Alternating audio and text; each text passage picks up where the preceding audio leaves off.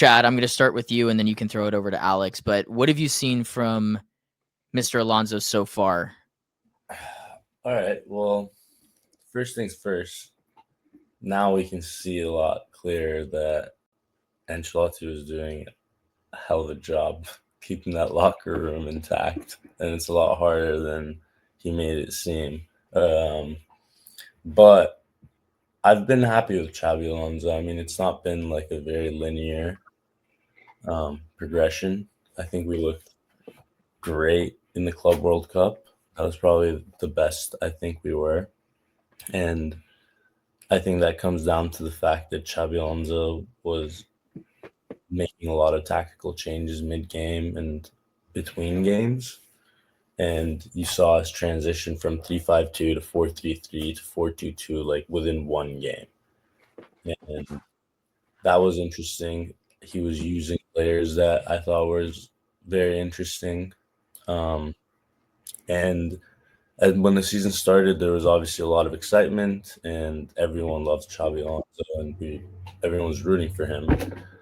And it's looked great. I mean, he started the season out the same. He was making changes. He was very proactive. Defense looked very sturdy. It looked like we were more in control of games than last year. But honestly, since that Atletico whooping, it's kind of not been the same. He's felt more like reserved and scared to make changes. And obviously there's so much going on behind the scenes that we're not privy to. We don't know what he sees in the locker room or what he sees on the training grounds. Obviously, Real Madrid is a very political club, so what that aspect of it has to do with his decisions too, we don't know that stuff. But from what I can see, I'm happy with him, but I'm a little scared because I felt like we've seen a bit of a regression. And obviously growth is never linear, but it's just things like he's making substitutions super late, which is very reminiscent of Ancelotti. And I'm like, okay, we're not doing anything in this game, and you wait till the 75th minute to make some changes. And honestly, they haven't even been the right changes, in my opinion. In a game like Liverpool, or even the game after that, who did we play? I forget. Alex, do you remember? Was it Rayo? Yeah, it was Rayo. We weren't breaking them down, and he just would not make the one change that I think in my eyes would fix a lot of things, which is bring Gonzalo Garcia on. If you have a central number 9 who can pull those defenders and just garner the attention, make those runs, it'll just open up space for everyone else. Plus, he has an aerial presence. He's not the biggest guy, but he's smart and he's aggressive. So when you put Trent on, you could get a guy like that to get on the end of some of his balls. It would help, especially when the other team is clearly in a very sturdy defensive block. I wouldn't even say low block necessarily, but they're sturdy. We struggled to break them down all game. Has he been hurt at all to start the season? No, Gonzalo Garcia is completely healthy. He's fucking seen 20 minutes all year after being our best player. I was gonna say that's really interesting. It's things like that. Obviously our defense does look a lot more sturdy, and the signings he brought in have been great. Carrera obviously there's been some shaky moments, but he's fantastic. He clamps the best wingers when he needs to.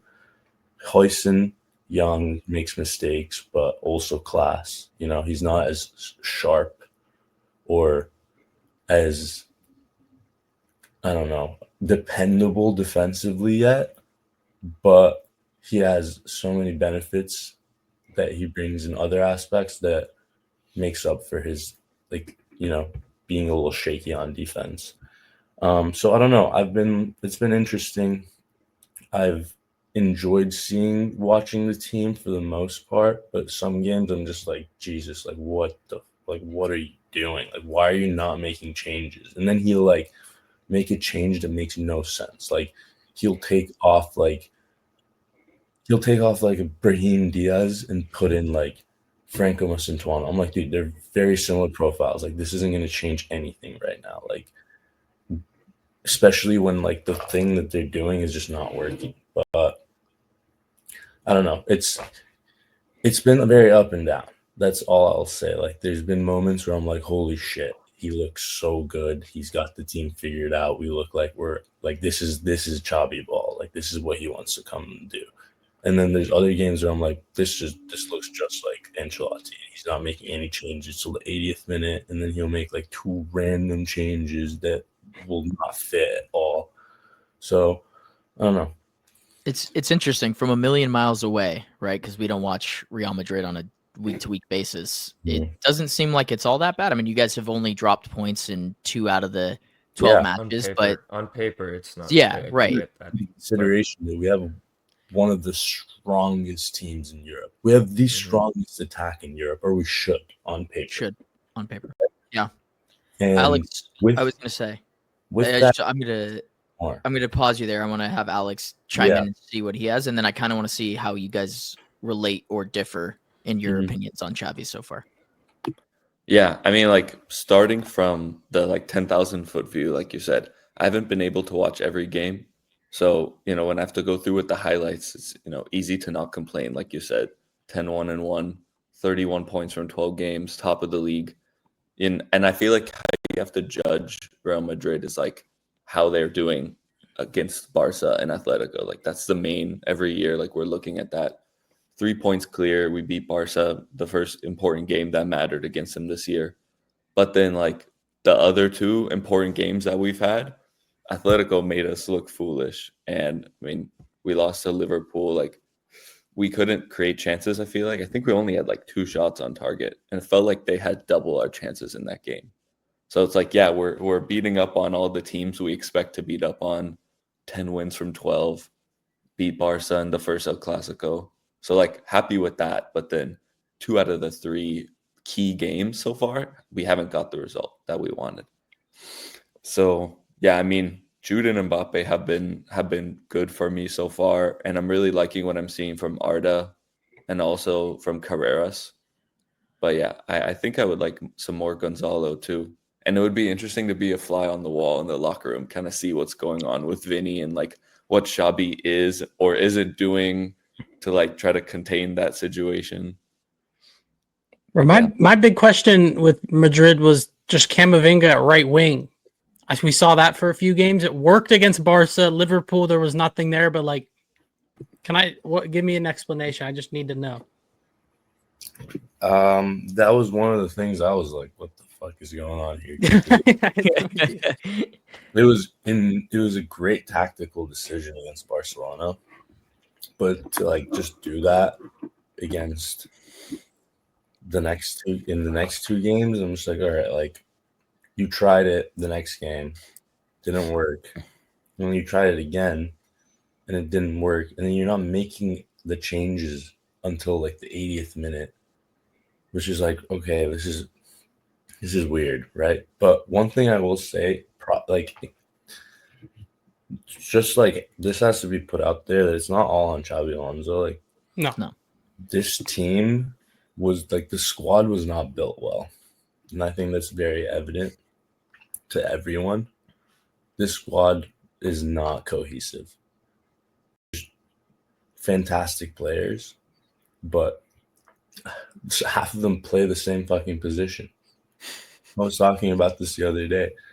So there's a problem that Xabi's facing right now, and it's like honestly one of our biggest issues is that to play players in their best positions where they will play the best, he has to bench other fucking must start players. So it just doesn't work. So right now, like Jude Bellingham is must start. I think he's the best midfielder in the world, in my opinion. Agreed. Top 3 minimum. So like he's must start every game. And this season, Arda Güler is also must start because he's cooking. And they play the exact same position. They're both like at their best in the 10. They can both play the 8, but they're both best at the 10. And that's just the truth, right? And that causes an issue because now you can't do that. And now Valverde is also like, you got to fit that guy into midfield. That doesn't work. We have right wingers that are very inverted, right? All our right wingers are inverted.